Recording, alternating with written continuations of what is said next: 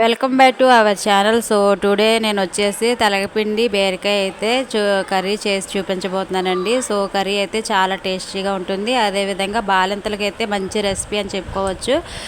ఎవరికైనా చాలా మంచి బలాన్ని ఇస్తుందండి. సో ఈ కర్రీని అయితే ఎలా ప్రిపేర్ చేసుకోవాలంటే ముందుగా గ్యాస్ పైన ఒక బాణీ పెట్టేసుకొని దానిలో ఒక కర్రీ సరిపడా ఆయిల్ వేసేసి తర్వాత పోపు దినుసులు వేసుకోవాలి.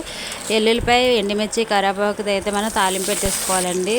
సో దీనిలో వచ్చేసి తర్వాత బీరకాయలు యాడ్ చేసుకోవాలి. బీరకాయలో ఉన్న వాటర్తో అయితే మనకి 50% అయితే కుక్ అయిపోతుంది. సో ఇక్కడ నేను వచ్చేసి 1/2 టేబుల్ స్పూన్ పసుపు, అదేవిధంగా కర్రీ సరిపడా సాల్ట్ని అయితే యాడ్ చేసుకున్నానండి. యాడ్ చేసుకొని మూత పెట్టేసుకోవాలి. సో 50% కుక్ అయిపోయిన తర్వాత అయితే దీనిలో వచ్చేసి 1 టేబుల్ స్పూన్ వరకు అయితే నేను కారం యాడ్ చేస్తున్నానండి. వేసుకుంటే వేసుకోవచ్చు, లేకపోతే స్కిప్ చేయొచ్చు, అది ఆప్షనల్ మాత్రమేనండి.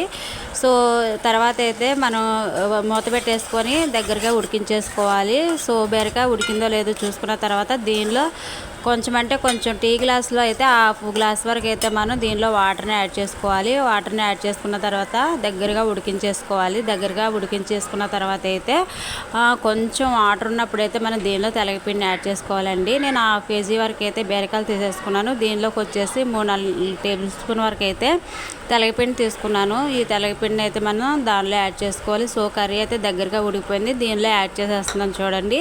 యాడ్ చేసుకొని మొత్తం తిప్పేసుకొని కొంచెం దగ్గరగా ఉడికించేసుకోవాలి. దగ్గరగా ఉడికించేసుకున్న తర్వాత అయితే కర్రీ మనకి ఈ విధంగా వస్తుందండి. సో కర్రీ అయితే చాలా అంటే చాలా టేస్టీగా ఉంటుంది. అది ఎవరికైనా మంచి బలాన్ని ఇస్తుందండి.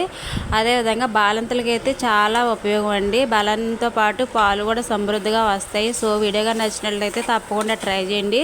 కామెంట్లో నాకు తెలియజేయండి. అదేవిధంగా లైక్ చేసి షేర్ చేసి సబ్స్క్రైబ్ చేయడం మర్చిపోవద్దు.